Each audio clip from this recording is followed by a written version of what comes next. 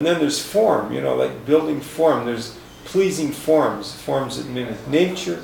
Like a cobweb is a beautiful form to most people. Well, if you use catenary structures like reinforcing for a tent, and you relate to nature, then maybe the tent might be beautiful because you see a preconceived form, and then you now have it in the natural form. So there's that kind of relationship, what you see in nature and then reproduced by man.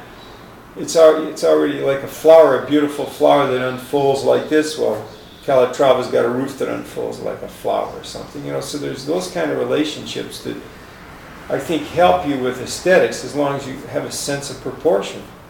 And I can talk to somebody about proportion, and I can take Bannister Fletcher and take the Athens, the Porch of Maidens or the Acropolis, and explain proportions to somebody and why they're like that. Your eyes curved, so when you see certain things, there might be a slight distortion at a distance, like a building that's parallel as it goes up actually does this. Maybe it's because you look up and, so to stop that, you step it like the Golden Gate Bridge is stepped like this. Engineering reasons, but it's also for aesthetic reasons, so it's slender as it gets and it reaches higher than it is. And then people say, how do you quantify that? Well, I don't know how higher it's going to look if I do it this way or if I do it this way. It's still the same height, but one looks higher than the other. Why? Well, just because the massing's up and it reaches up, and I don't think you can. People continue to try to make formulas like they did in the Middle Ages and the Renaissance, the golden triangle and all this stuff. And there are certain things that are basics in aesthetics. In other words, if an amateur takes a camera and he makes a photograph, he puts the horizon in the middle, right? Generally, if a friend of yours shows you some slides or something and they're not trained at aesthetics, they always put they shoot the camera and it's in the middle. Well, that, as divides a picture in half. So you see it in two frames, or somebody designs a car and they put a big element down the middle of the car, it sort of separates. If they have three elements instead of two, then it's more integrated. Those kind of things are basic. When I do bridges, I talk to the engineers about not putting the deck in the middle of the tower.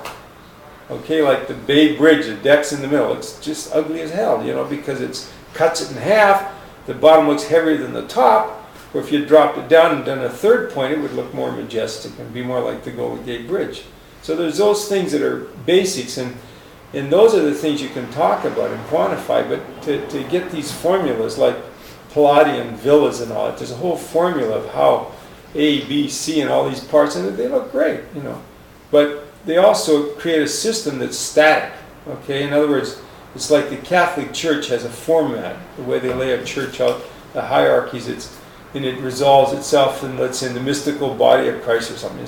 To me, it's a bunch of bullshit. But the point is, it's a sort of a way to regulate the mind and gain control, as opposed to freedom of democracy, where there's the tension between the Cartesian, like Catholic kind of thinking, and then chaos. And where these come together, that's where real life and democracy is for me. And so that's the tension between art and technology.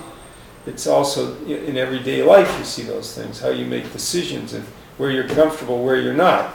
It's a zone in between that's the important part for me.